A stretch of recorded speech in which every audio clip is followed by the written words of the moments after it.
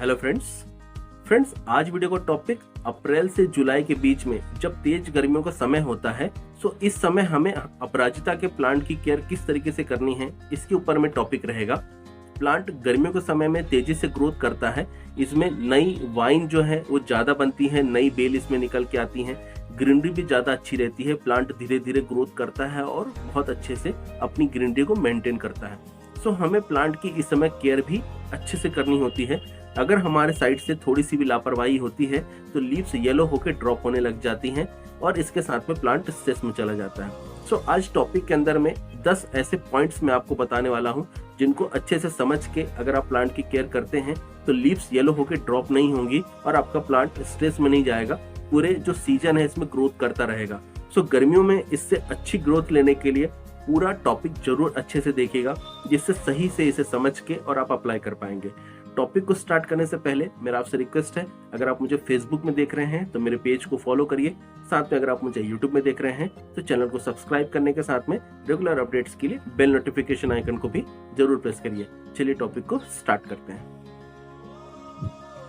Friends, अपराजिता के plant की care के लिए जो पहली टिप है वो ये है कि प्लांट को हमें ऐसे जगह पे प्लेस करना है जहाँ पे इसे दिन की 12 बजे तक की धूप मिल सके। 12 बजे के बाद प्लांट पूरे तरीके से शेड में रहे जहाँ पे इसे ब्राइट लाइट मिल सके, लेकिन इसे तेज़ धूप का सामना नहीं करना पड़े। आप देख सकते हैं मेरा प्लांट ऐसी जगह पे रखा हुआ है जहाँ पे ये अभी धूप में बिल्कुल भी नहीं है और अभी करीब 1 से 1:30 बजे का समय हो रहा है। तो सुबह 6 बजे के आसपास से 12-1 बजे तक इसे धूप मिलती रहती है और फिर इसके बाद में जो है धूप इसे नहीं मिलती है। आप देख सकते हैं यहाँ पे धूप है और इसके इधर छाँव है। तो मैं इसे सुबह की 6 बजे से 11 बजे 12 बजे तक की धूप देता हूँ और इसके बाद में ये छाँव में रहता है। तो आपको प्लांट का अरेंजमेंट इस तरीके से करना है कि इसे पार्शियल शेड मिले और 12 बजे के बाद ये छाँव में रहे, इसके पहले इसे धूप आराम से मिल जाए। तो 5 से 6 घंटे की जो धूप इसे चाहिए होती है वो इसे मिल जाएगी और प्लांट की ग्रोथ अच्छी चलती रहेगी। आप देख सकते हैं न्यू लीव्स इसमें आ रही हैं और इसके साथ में नई ग्रोथ जो है इसमें चल रही है और वाइन भी इसकी तेज़ी से बढ़ रही है। फ्रेंड्स, दूसरी टिप है, अगर आप टेरेस गार्डनिंग कर रहे हैं तो आपके लिए बात और भी ज़्यादा इंपॉर्टेंट हो जाती है। हमें प्लांट को एक हाइट पे रखना है, ये सरफेस पे नहीं रखना है। गर्मियों के समय में जितना भी टेम्परेचर होता है उससे 5 या 7 डिग्री टेम्परेचर इस छत का बढ़ जाता है और गमला अगर हमारा इसी छत पे रखा हुआ है तो यहाँ की रूट्स गर्म होने के कारण सॉइल जब गर्म होती है तो डैमेज हो जाती हैं और प्लांट स्ट्रेस में जाने लग जाता है। तो हमें किसी पत्थर के ऊपर में या लकड़ी के टुकड़े के ऊपर में या आप लोहे के एंगल के ऊपर में भी रख सकते हैं, उससे हवा नीचे से आर पार होती रहेगी। लेकिन हमें इसके ऊपर में डायरेक्ट नहीं रखना है, इससे प्लांट आपका स्ट्रेस में नहीं जाएगा और लीव्स जो है येलो नहीं होंगी, वाटर जो है इवोपरेट बहुत तेज़ी से नहीं होगा। आप देख सकते हैं मेरे प्लांट में एक भी लीव्स आपको येलो नहीं दिखेंगी, सारी ग्रीन है और इसी तरीके से मैं इसे गर्मियों के समय में रखता हूँ। थर्ड टिप है फ्रेंड्स, प्लांट के सॉइल की आपको अप्रैल से लेके जुलाई के बीच में जब तक बारिश नहीं होने लग जाती है आपको गुड़ाई नहीं करनी है। अपराजिता का प्लांट गर्मियों के समय में अच्छी ग्रोथ करता है। इस समय इसकी जो रूट्स हैं वो ऊपर की तरफ आ जाती हैं। ये रूट्स फीडर रूट्स होती हैं और अगर आप गुड़ाई करते समय इसे डैमेज कर देते हैं तो प्लांट की लीव्स येलो होंगी, प्लांट स्ट्रेस में जाएगा। तो आपको क्या करना है, इसकी गुड़ाई नहीं करनी है। अगर आप रेगुलर बेसिस में प्लांट की सॉइल की गुड़ाई करते आ रहे हैं तो आपको इसकी आधा इंच के आसपास हल्की सी इतनी गुड़ाई करनी है जिससे ऊपर की मिट्टी फ्री हो जाए और इसके अंदर में एरिएशन होता रहे। लेकिन अगर आप रेगुलर बेसिस में गुड़ाई नहीं करते हैं तो आप ये 2-3 महीने आप गुड़ाई मत करिए। ज़्यादा से ज़्यादा महीने में एक बार हमें गुड़ाई करनी है, इससे ज़्यादा नहीं करनी है। इसी तरीके से 2 और प्लांट हैं, एक है हार श्रृंगार का और दूसरा है बनाना का। इनकी रूट्स भी ऊपर की तरफ आ जाती है जब प्लांट बहुत अच्छा ग्रोथ करता है। तो ऊपर जब रूट्स आ जाती हैं और हम गुड़ाई करते हैं तो रूट्स को डैमेज होने का, नुकसान होने का डर रहता है और इससे प्लांट की ग्रोथ में भी असर पड़ता है। इस बात का आपको ध्यान रखना है।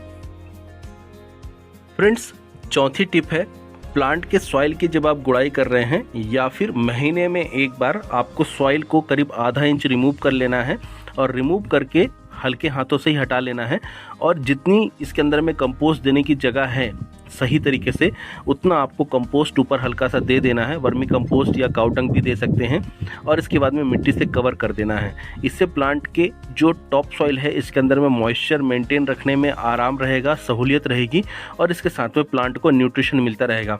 क्योंकि प्लांट गर्मियों के समय में ग्रोथ कर रहा है तो उसे न्यूट्रिशन की भी रिक्वायरमेंट है और मॉइस्चर को मेंटेन करने में भी वो हेल्प करेगा।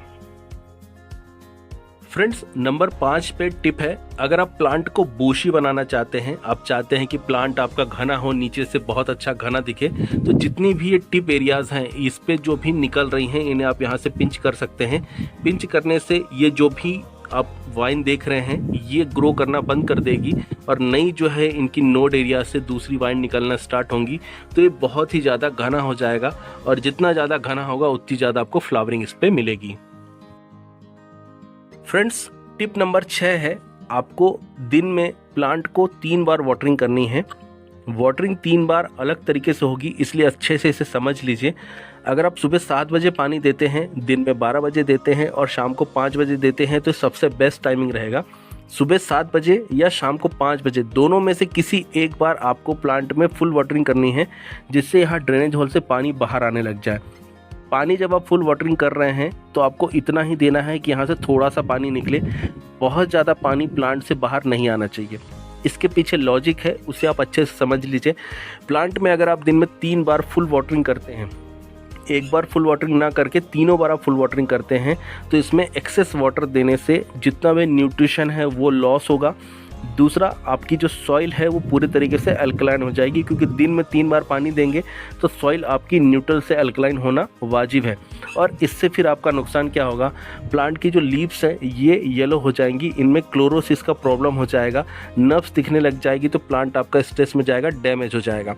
सो आपको क्या करना है, सुबह या शाम को 7 बजे सुबेरे या शाम को 5 बजे आपको इसके अंदर में एक बार फुल वाटरिंग करनी है। इतना पानी देना है कि यहाँ से बाहर आने लग जाए। दूसरा, आपको अगले 2 टाइम सुबह और दोपहर को या फिर दोपहर या शाम को आपको इतना पानी देना है कि केवल मॉइस्चर लेवल मेंटेन रहे। ठीक है फ्रेंड्स, इस बात का आपको अच्छे से ध्यान रखना है।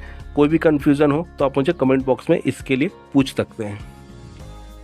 फ्रेंड्स, टिप नंबर 7 है, प्लांट के ऊपर में आप सुबह दोपहर या शाम जब भी वाटरिंग करते हैं तो एक बार कम से कम आपको लीव्स के ऊपर में भी पानी दे देना है। इससे लीव्स ठंडी रहेंगी, मॉइस्चर को मेंटेन करने में आसानी रहेगी और प्लांट स्ट्रेस में नहीं जाएगा। बेस्ट रहेगा अगर आप ये दोपहर के समय करते हैं, क्योंकि दोपहर के समय में गर्म हवाएं ज़्यादा चलती हैं, इससे मॉइस्चर बहुत तेज़ी से उड़ता है। तो अगर आप प्लांट की लीव्स पे पानी देते हैं तो प्लांट की लीव्स को ठंडा रखने में मदद करेगा और इसके साथ में प्लांट स्ट्रेस में नहीं जाएगा। शाम के समय अगर आप ऐसा कर रहे हैं तो आपको ध्यान रखना है कि 5 या 6 बजे के बाद में आपको प्लांट की लीव्स पे वाटरिंग नहीं करनी है, क्योंकि इस समय प्लांट पे फंगस लगने के चांसेस ज़्यादा रहते हैं अगर हम लीव्स पे पानी डालते हैं तो। फ्रेंड्स, टिप नंबर 8 है, प्लांट की सॉइल के अंदर में हमें वीक में एक बार लिक्विड फर्टिलाइज़र भी अप्लाई करना है। जो भी कंपोस्ट या काउ डंक हम अपने प्लांट की सॉइल में देते हैं ये एक स्लो रिलीजिंग फर्टिलाइज़र होता है जो कि मॉइस्चर के साथ में ही वर्क करता है। जब हम इसमें पानी देते हैं तभी उसमें से न्यूट्रिशन रिलीज होता है। सो हमें क्या करना है, वीक में एक बार इसे कोई भी एक लिक्विड फर्टिलाइज़र देना है। सो मंथ में हर वीक अगर आप एक बार दे रहे हैं तो मंथ में 4 हफ्ते होते हैं। 4 हफ्ते अगर आप 4 तरीके के फर्टिलाइज़र देते हैं तो प्लांट को अलग अलग तरीके से बहुत सारे न्यूट्रिशन मिल जाएंगे जो कि इसकी ग्रोथ में बहुत अच्छा हेल्प करेंगे। और लिक्विड फर्टिलाइज़र की एक खासियत होती है कि उससे न्यूट्रिशन इमीडिएट प्लांट को मिल पाता है, क्योंकि वो डाइल्यूट फॉर्म में रहता है और प्लांट उसे तुरंत अपटेक कर लेता है। तो इससे प्लांट की ग्रोथ में भी फ़ायदा मिलता है और हमारी सॉइल के अंदर में जो नमी है उसको बरकरार रखने में भी हेल्प करता है। तो आप इसे वीक में एक बार कोई भी लिक्विड फर्टिलाइज़र जरूर दीजिए। फ्रेंड्स, टिप नंबर 9 है, प्लांट के ऊपर में हमें हमेशा नज़र बना के रखनी है और अगर कोई भी पेस्ट का अटैक दिखाई दे रहा है तो उसके ऊपर में इमीडिएट वर्क करना है। वैसे अपराजिता का प्लांट बीमारियों से दूर रहता है, इस पे पेस्ट का अटैक मैंने अभी तक नहीं देखा है क्योंकि एक मेडिसिनल प्लांट है, लेकिन प्रिकॉशन के तौर पे आपको नज़र बना के रखनी है जिससे आपके प्लांट की ग्रोथ अफेक्ट नहीं करे।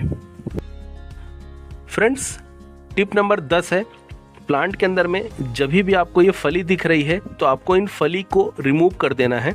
ये फली प्लांट के लिए फ्रूट्स है और फ्रूट्स इस प्लांट की पहली प्रायोरिटी है, तो ये इन फली को बड़ा करने में फोकस करता है जब ये फलियां इस पे निकल आती हैं। और प्लांट फ्लावरिंग को कम कर देता है, अपनी ग्रोथ को भी कम कर देता है। तो आपको इस बात का ध्यान रखना है, जब भी ये फली दिख रही है इन्हें रिमूव कर देना है, इससे प्लांट की ग्रोथ चलती रहेगी, फ्लावरिंग होती रहेगी। फ्रेंड्स, नंबर 11 और लास्ट टिप है, प्लांट के अंदर में अगर आपको येलो लीव्स दिख रही हैं तो आप उसे रिमूव कर दीजिए।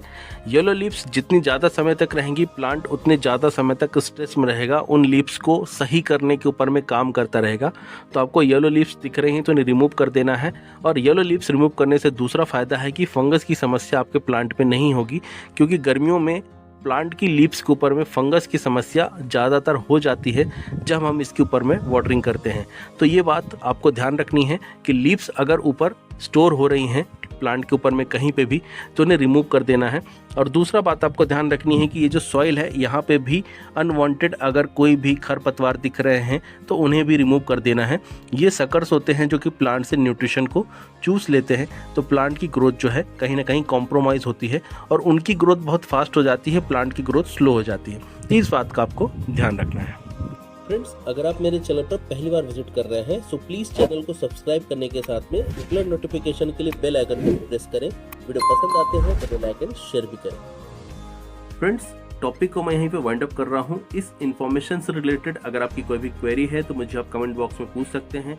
टिल देन के लिए friends, bye bye, thank you, happy gardening.